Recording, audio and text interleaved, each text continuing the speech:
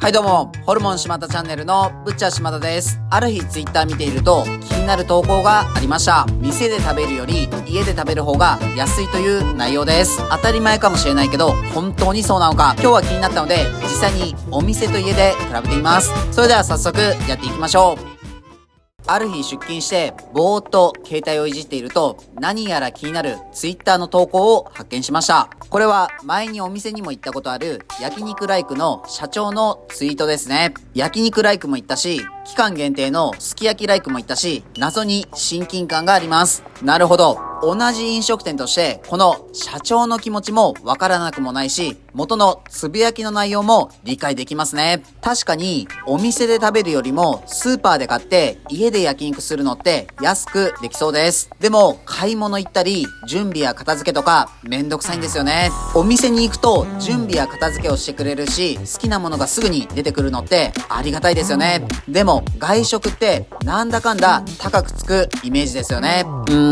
どっちの意見もわかるな。実際に家でスーパーで買ってきた肉をフライパンで焼肉をするとどんな感じなのか試してみましょう。ちょっとスーパーに行ってきます。今日は焼肉ライクの一番お手頃な価格の税込み650円のバラカルビセットの 100g を想定して実際に焼肉をしてみましょう。家ではないけど店で家を想定してやってみます。スーパーで安めの玉ねぎ、焼肉用豚バラ肉、キムチ、わかめスープ、焼肉のタレ、ご飯を調達します。もともと家に焼肉のタレやご飯、スープなどが常備されていればまた値段も変わりますが、一旦フラットの状態で考えて何もないところから調達します。お皿や機材はもともとあるものを使うことにします。スーパーで買い物終了しました。思ったよりもレジが混んでいて買い物時間かかりました。買うスーパーや物によっても値段の上下はあると思いますが、今回これを用意するので1193円でした。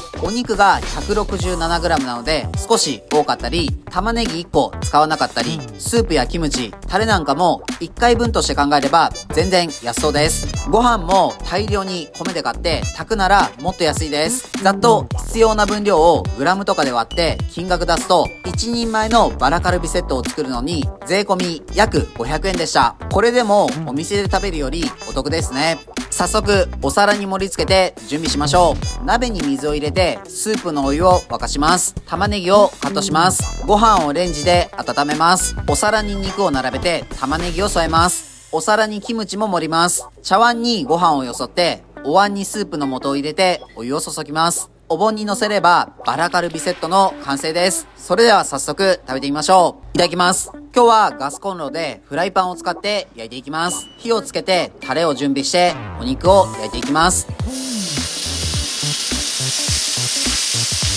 玉ねぎも焼いておきましょう。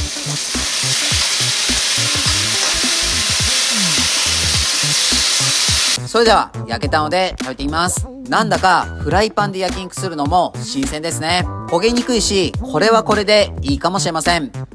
豚バラで十分焼肉を楽しめます。ちょっと豚バラの脂を吸った感じの玉ねぎも美味しいですよね。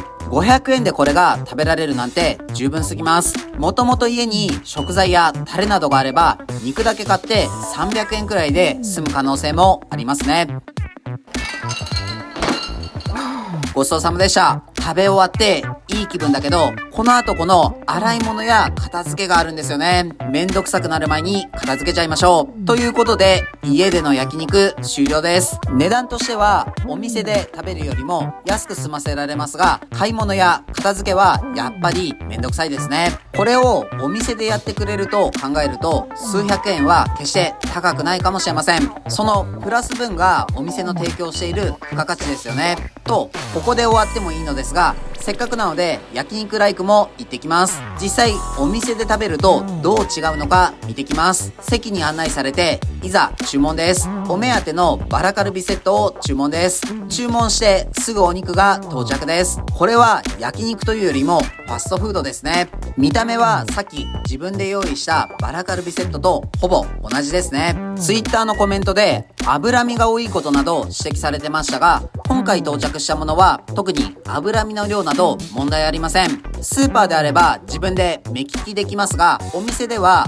お店側の都合でお肉を出されるので、当たり外れがある可能性ありますね。肉は生物なので、個体によっての差はどうしても出てしまいますが、その当たりと外れの差が大きすぎるのは良くないかもしれません。今回は当たりかもしれませんね。いちいちお皿に盛り付けたり、買い物しないで好きなものを自由に注文できるって素敵ですよね。お店で食べると BGM などで食べるスピードの感覚なども家とは変わりそうです。通常のタレ以外にも色々味変ができたりするのもお店のいいところですね。味変の調味料などを揃えるとなるとまた買い物が増えそうです。一概にお店と家を比べることはできませんが、どちらにもいいところはありそうです。時間に余裕がない人からすると、さっと食べられる焼肉のファストフード的立ち位置の焼肉ライクは価値がありそうです。時間は余裕あるけど、お金は節約したい人などは家で調理することで買い物代を減らしたりできそうです。今回焼肉ライクで比べましたが、もっと高価格帯のお店になれば、より家で調理する方が安く感じるかもしれません。